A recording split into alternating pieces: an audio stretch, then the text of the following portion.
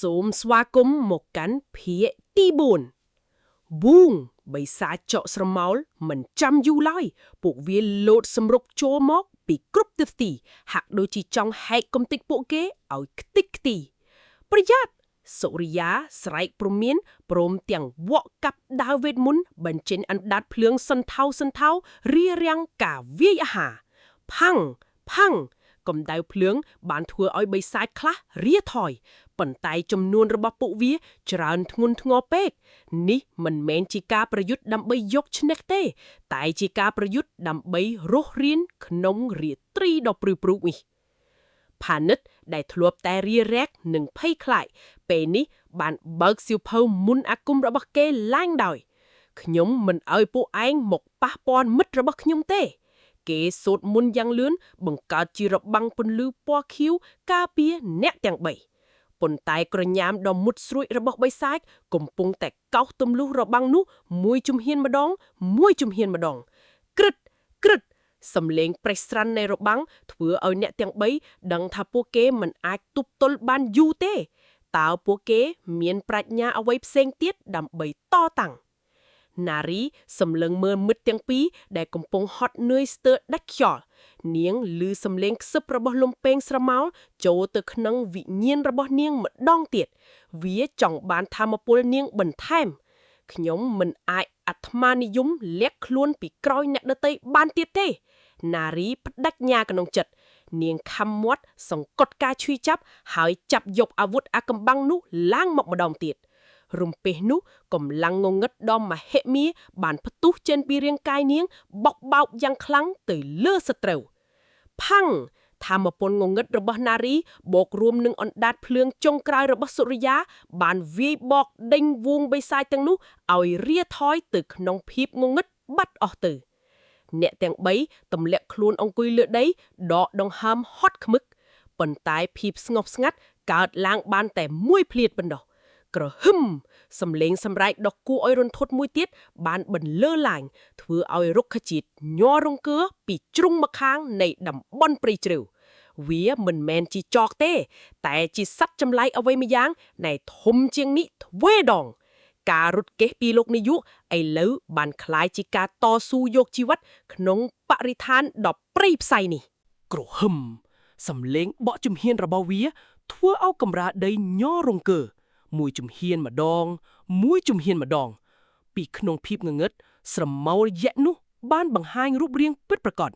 វាជាបិសាចដើមឈើបុរាណដែលមានទំហំមហិមាគួរឲ្យរន្ធត់ភ្នែកពណ៌លឿងដ៏សាហាវរបស់វាសម្លឹងមកពួកគេហាក់ដូចជាសម្លឹងមើលសត្វល្អិតនេះជាវិញ្ញាណរក្សាតំបន់ព្រៃហាមឃាត់ឬផានិតស្រែកទាំងញ័រទៅត្រើតការភ័យខ្លាចចំពោះសេចក្តីស្លាប់បានរុញច្រានពួកគេឲ្យធ្លាក់ចូលទៅក្នុងភាពឯកោនិងភាពអស់សង្ឃឹមសារជាថ្មីក្នុងរាត្រីដ៏ព្រឺព្រួយនេះវាលើកដៃដែលជាឫសឈើដ៏ធំនិងស្រួចវាយសន្ធប់មកលើពួកគេយ៉ាងកំរោលរត់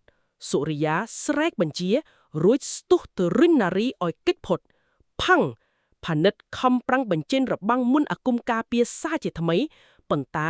វាត្រឹមតែជាការខិតខំដ៏ខ្ជិលខ្ជាយប៉ុណ្ណោះរបាំងនោះបែកខ្ទេចដូចកញ្ចក់ធ្វើឲ្យផានិតខ្ទាតទៅបុកគល់ឈើដួលសន្លប់បាត់ស្មារតីផានិតសុរិយាស្រែកទាំងតក់ស្លុតនាងងើបឈរទៀងត្រដាបត្រដួលទៀងដាវចេញមកម្ដងទៀតតែនាងអស់កម្លាំងរលីងទៅហើយក្តីសង្ឃឹមក្នុងការរស់រានហាក់កាន់តែស្ទួយស្ដាងទៅនារីសម្លឹងមើលផានិតដែលសន្លប់និងសុរិយាដែលកំពុងហូរឈាមបេះដូងរបស់នាងឈឺចាប់ដូចគេយកកំបិតមកចាក់មកចុះប្រគល់វិញ្ញាណឲ្យយើងនឹងឲ្យឯងនៅកម្លាំងសំឡេងខ្សឹបដល់លបួលលំលោមពីលំពីងបន្លឺឡើងក្នុងវិញ្ញាណរបស់នាងម្ដងទៀតនារីរុញរាតែនាងគ្មានជំរឿនផ្សេងទេខ្ញុំមិនឲ្យឯងមកសម្លាប់មិត្តរបស់ខ្ញុំទេនាងផ្ដាច់ញាហើយចាប់ដងលំពីងឲ្យណែនដោយកំហឹងកម្លាំងងងឹតដ៏មហិមាចាប់ផ្ដើមលេបត្របាក់ស្មារតីរបស់នាងបន្តិចម្ដងបញ្ចេញពន្លឺពណ៌ស្វាយដក់ពេញភ្នែកនាង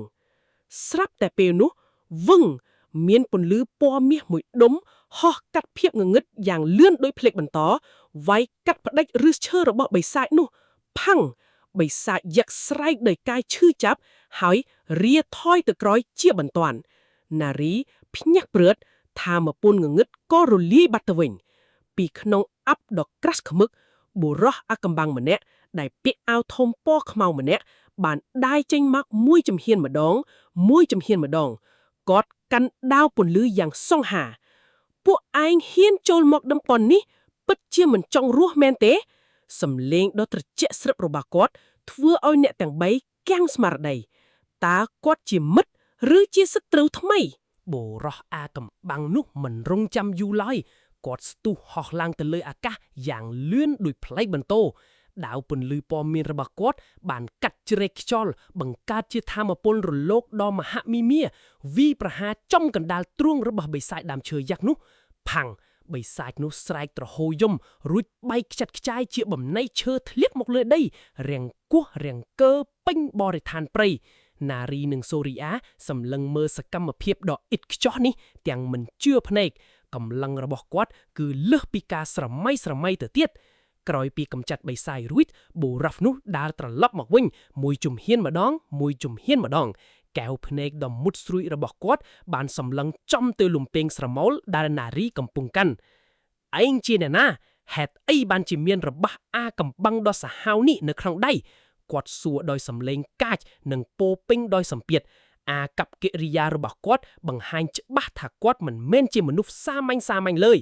នារីញ័រខ្លួនទៅត្រើតរុញរាមិនហ៊ានឆ្លើយតបនាងអោបលំពេងជាប់នឹងទ្រូងហាក់ដូចជាកំពុងការពារវាកុំប៉ះពាល់នាងសូរិយាទោះបីជារបួសធូនក៏នៅតែប្រឹងងើបឈរយកដាវរបស់ខ្លួនមកបាំងមុខនារី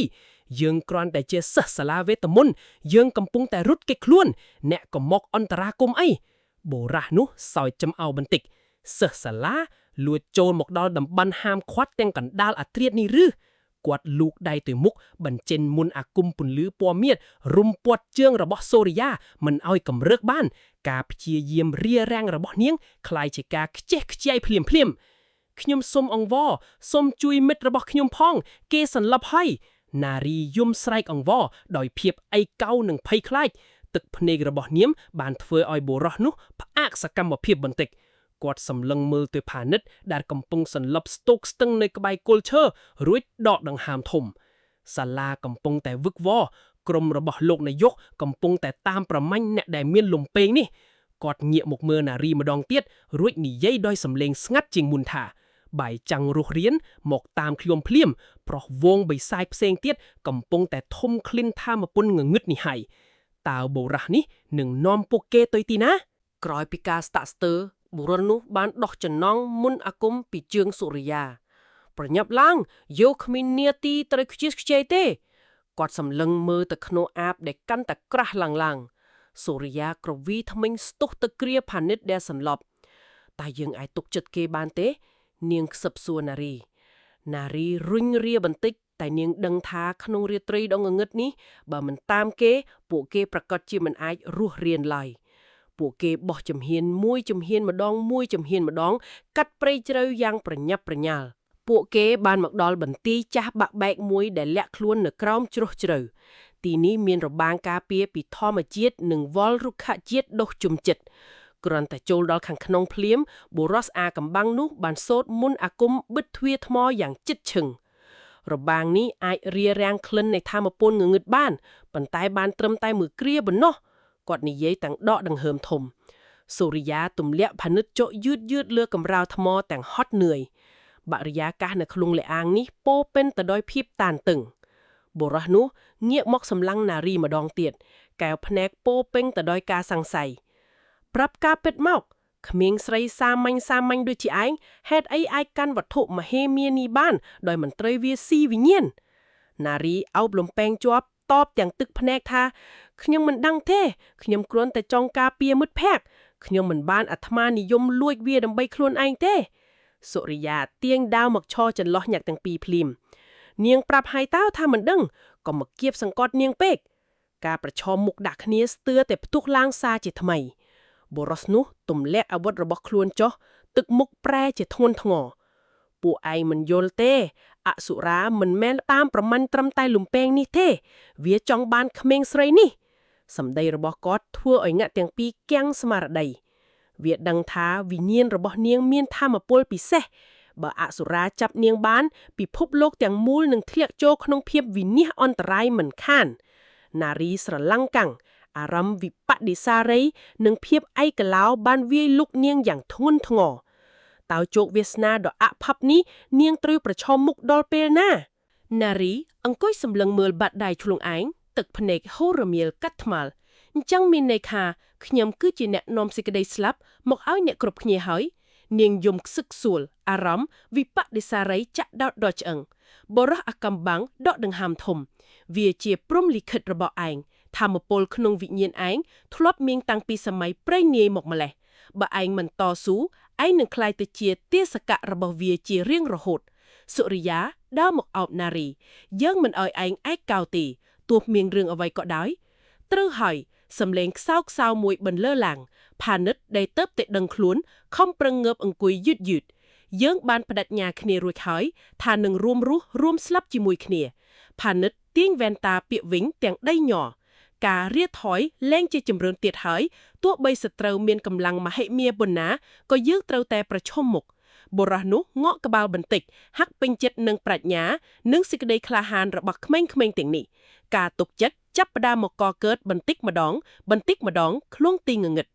ប៉ុន្តែក្តីសង្ឃឹមលេចឡើងបានតែមួយគ្រាប៉ុណ្ណោះស្រាប់តែផាំងកម្រាយថ្មនៃបន្ទាយចាប់ផ្ដើមរង្គក់រង្គើយ៉ាងខ្លាំងសំឡេងកោសទម្លក់ទ្វារថ្មលួនរំពងគួរឲ្យព្រឺរោមរបាំងពន្លឺពណ៌ខៀវរបស់បុរសនោះចាប់ផ្ដើមប្រេះស្រាមពួកវាធំក្លីនយើងឃើញហើយគាត់ទាញដាវពន្លឺចេញមកស្ងាញ់អាប់ពណ៌ខ្មៅចាប់ផ្ដើមជ្រៀតចូលតាមចន្លោះទ្វារបញ្ចេញក្លិនស្អុយរលួយត្រៀមខ្លួនពួកវាមកហើយសុរិយាលើកដាវរាងចំណែកផានិតបើកសៀវភៅមុនអាគមទាំងត្រដាបត្រដួទ្វារថ្មដ៏ក្រាស់ត្រូវបែកខ្ទេចខ្ទីផាំងវងបិសាចស្រមោលរាប់សិបក្បាលលោតសម្រុកចូលមកក្នុងទីចម្រុកនារីជូតទឹកភ្នែកយ៉ាងលឿននាងក្រោកឈរឡើងកែវភ្នែកពោពេញដោយការតាំងចិត្តនាងមិនរុញរាទៀតទេ